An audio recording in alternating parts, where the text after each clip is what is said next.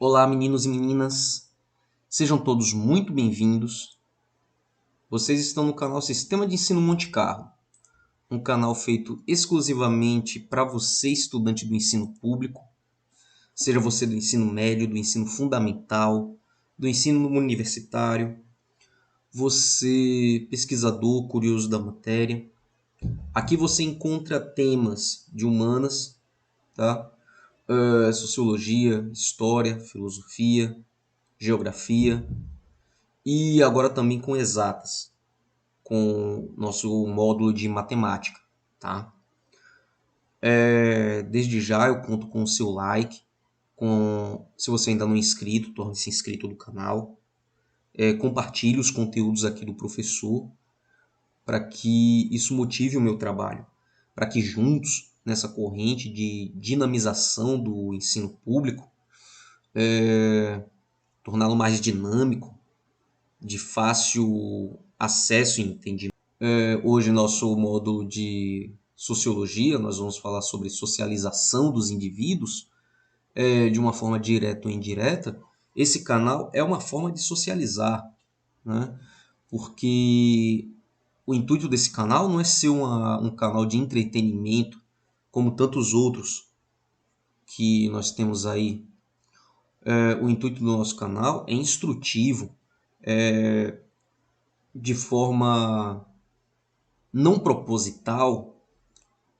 Isso aqui vai se tornar uma plataforma de pesquisa, uma biblioteca, onde quando você precisar fazer seus trabalhos, seus estudos, suas pesquisas, é só chegar aqui no canal Sistema de Ensino Monte Carlo e procurar o tema que você busca, o tema que você precisa. E propor também temas. Ajude a construir o canal Sistema de Ensino Monte Carlo com as suas dúvidas, com os seus questionamentos, com as suas propostas de temas, tá ok? Dito isso, vamos para a aula. Hoje nós vamos tratar sobre a socialização do indivíduo, o papel do indivíduo em sociedade. E eu começo com esse questionamento.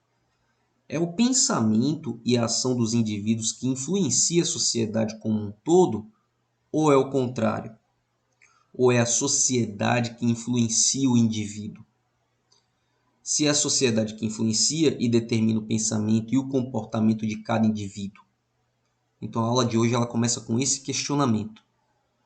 É o indivíduo que influencia a sociedade ou é a sociedade que influencia o indivíduo?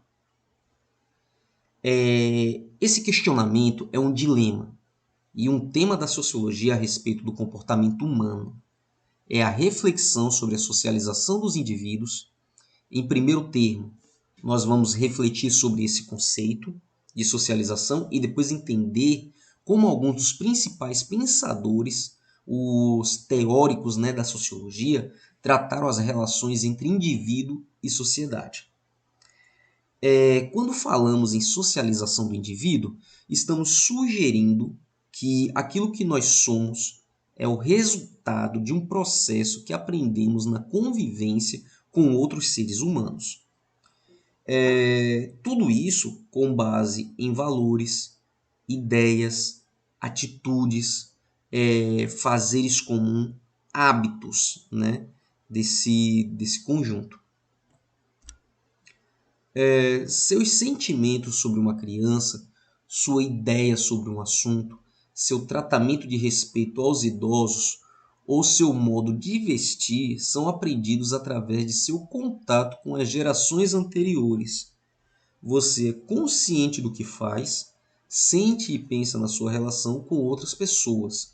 Então, tudo aquilo que você pratica em sociedade são coisas que você observou outras pessoas fazendo.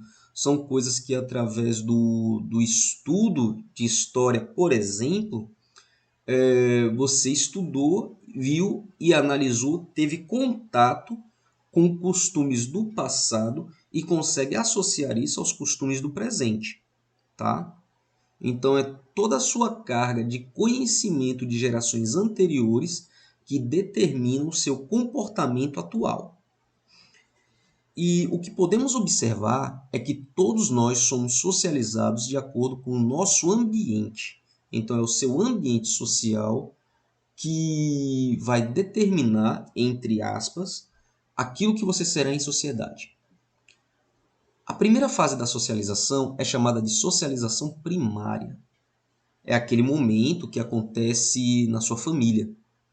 E cada vez mais, na atualidade, na medida em que o pai e a mãe trabalham fora, a socialização primária torna-se terceirizada. E essa terceirização ela ocorre nas creches ou com cuidadoras. Isso é visto muito na classe média. Na classe média da sociedade, aquele pai, aquela mãe que tem seus afazeres, né, fora do lar, seja ele na sua profissão, como médico, como advogado, como engenheiro, da mesma forma para o sexo feminino, né? Seja ela médica, enfermeira, professora, engenheira, advogada, enfim. É comum na classe média você ver um casal com profissões e eles passam mais tempo ausente do lar e, consequentemente, a educação dos filhos, a instrução dos filhos é passada a terceiros. E essa criança passa mais tempo com uma cuidadora ou nas mãos de um familiar do que com o próprio pai e com a própria mãe. Esse conceito de família, para mim, é um tanto complexo até. Para mim, família é pai, mãe, irmão, esposa, esposo, no caso da mulher, filhos.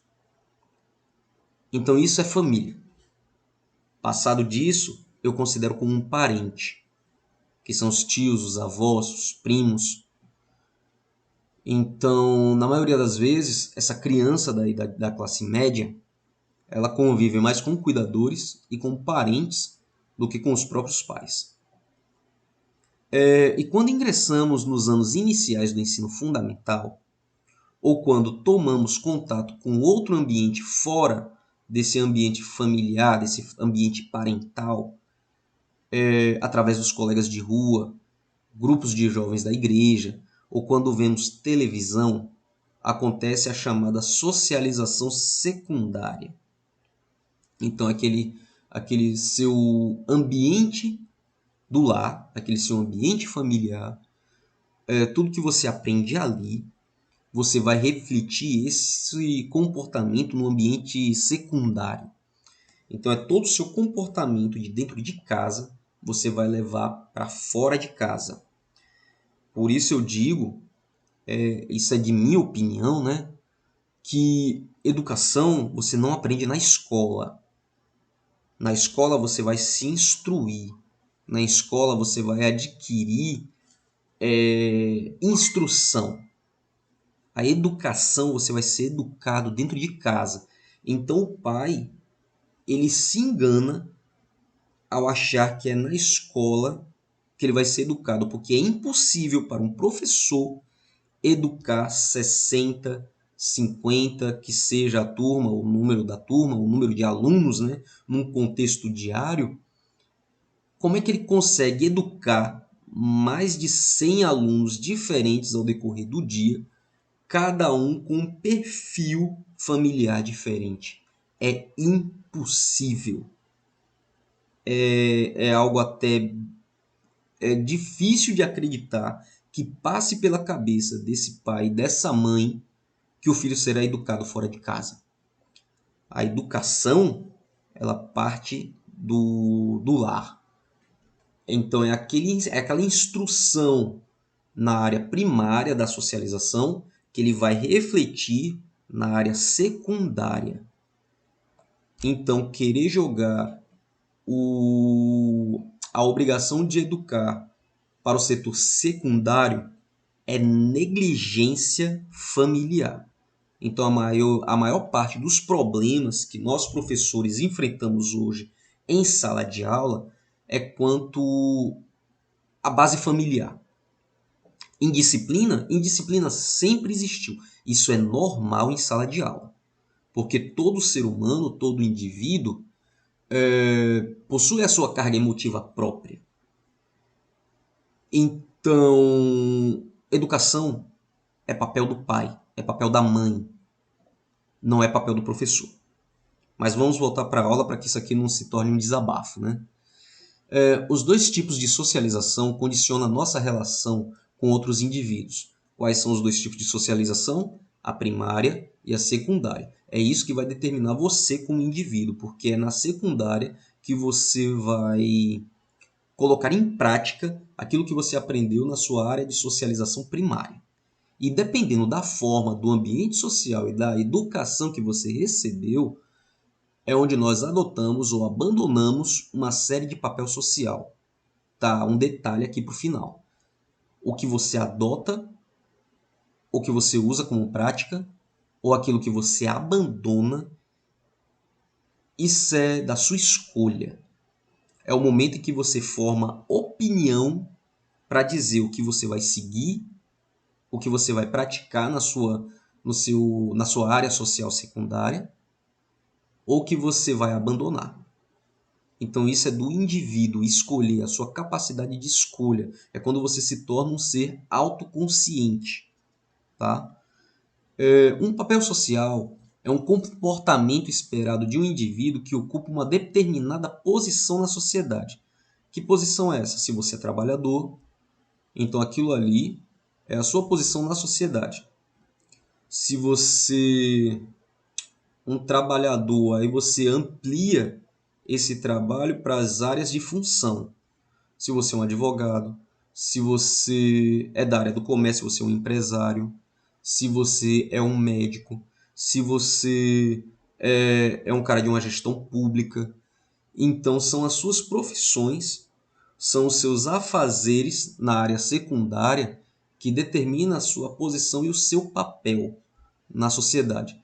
Então, é tudo aquilo que você aprende no setor primário, que você vai refletir no setor secundário, que vai resultar na sua posição como indivíduo em sociedade, como você sendo um praticante social. Então, isso quer dizer que cada um de nós não tem liberdade ou margem de manobra para adotar um certo papel social. A resposta a essa pergunta continua sendo um debate dos teóricos da sociologia atual. Isso é um debate porque não se chega a um consenso. Eu particularmente associo isso à questão de você poder manobrar o seu papel social como uma questão de índole. É essa índole que é o resultado da sua possibilidade de tomar decisões.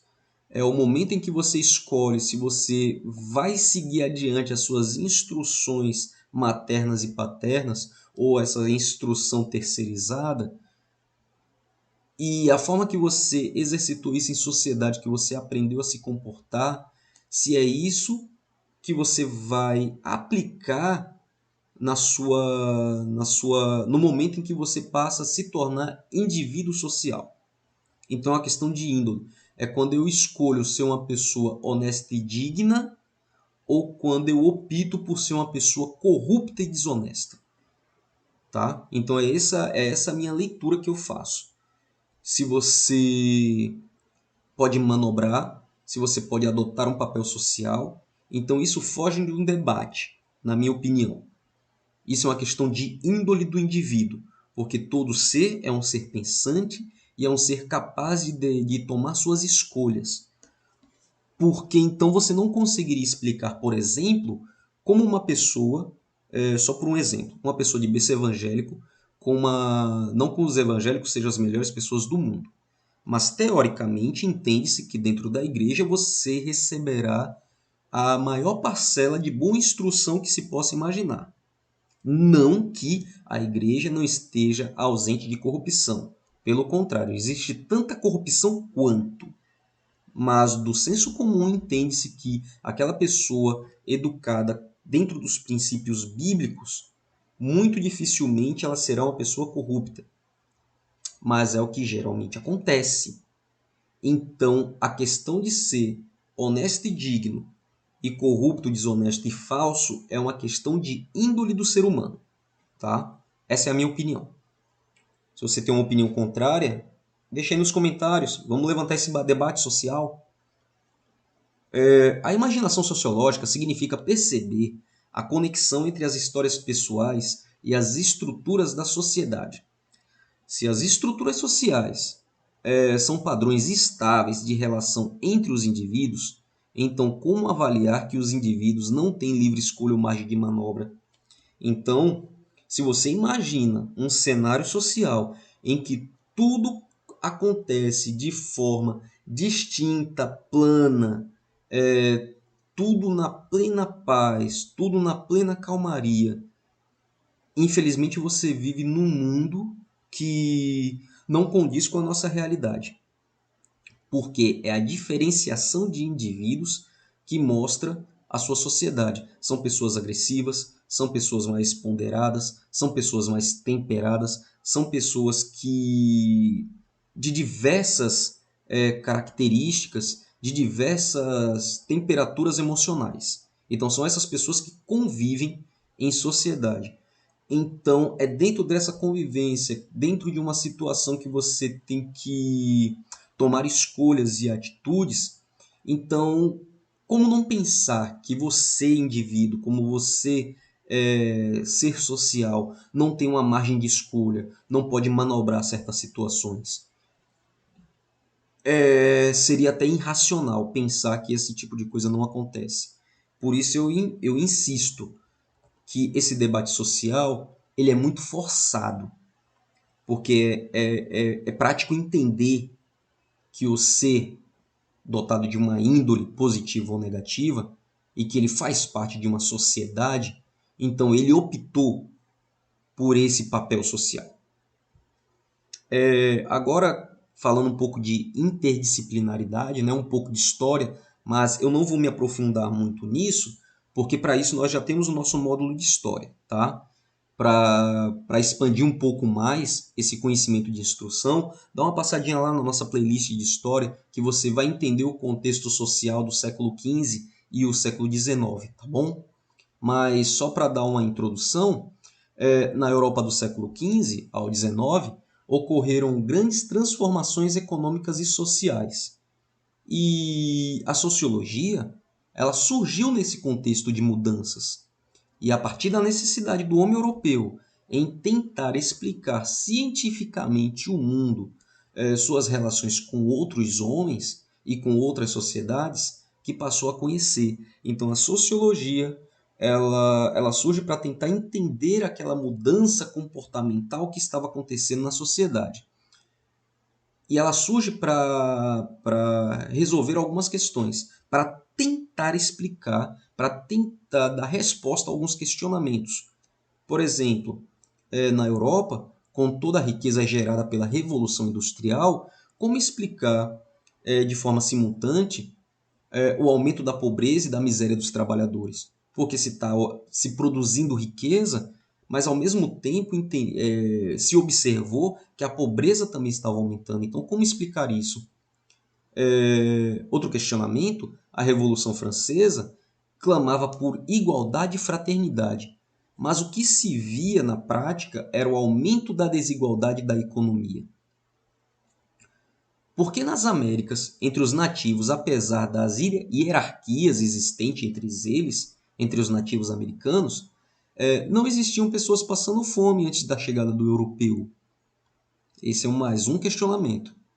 Da mesma forma, porque na África existiam e existem sociedades inteiramente diferentes, com costumes diferentes, deuses diferentes e tradições familiares diferentes.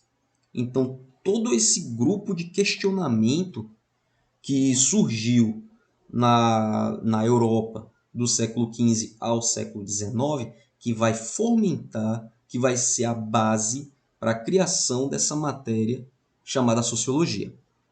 Então, portanto, a sociologia surge como ciência diante de grandes mudanças que ocorreram nessa época. E dentro das diversas teorizações que são elaboradas, três autores se destacam e são considerados nos dias de hoje como grandes referências, né? Como formadores de opinião desse novo campo do conhecimento científico, que foi Karl Marx, Emile Durkheim e Max Weber. Isso foi a introdução, né? Foi a base para nós entendermos o que cada um desses sociológicos, desses filósofos, né, a sua área de campo de interpretação da sociologia e do comportamento social. Então, essa aula ela ainda continua, porque senão ela ficaria muito extensa, porque eu ainda vou trabalhar esses três pensadores aqui. Então, essa aula ela ainda se junta a mais três outras para formar esse conteúdo, tá bom?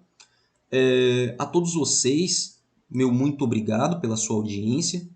Fiquem todos bem e até uma próxima.